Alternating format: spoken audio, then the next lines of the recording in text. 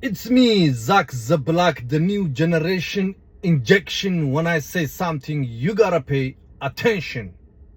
በአሁኑ ሰዓት ኢትዮጵያ ውስጥ በመኖርና በሞት አጣብቂኝ ውስጥ ተቀርቅራችሁ ያላችሁ ኢትዮጵያኖች፣ የተጣላችሁ የሚመስላችሁ፣ የተረሳችሁ የሚመስላችሁ አይምሰላችሁ። መረሳት ማስታወስን ያስታውሳል። የዛሬ ችግራችሁ ነገ ላይ የህይወታችሁ ቅመም ነው፣ ማጣፈጫ ነው። እኔ በብዙ ችግር ውስጥ ነው ያለፍኩት፣ በረመጥ ውስጥ ነው ያለፍኩት።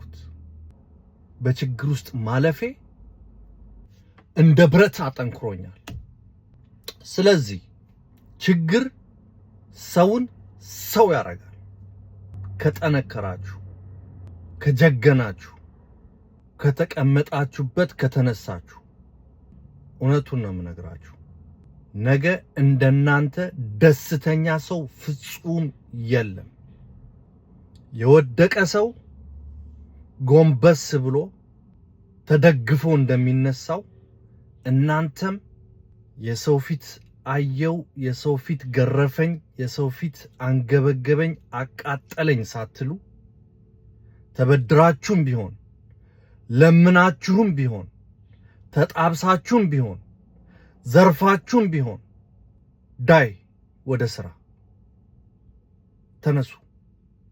ከትንሽ ነው የሚጀምረው።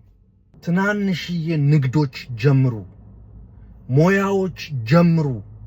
ጸጉር ማስተካከል፣ ፕላሚንግ፣ ሜካፕ መቀባት፣ መኪና ማጠብ፣ አስተናጋጅነት፣ ምግብ አሰራር፣ ከትናንሽዬ ነገሮች ጀምሩ።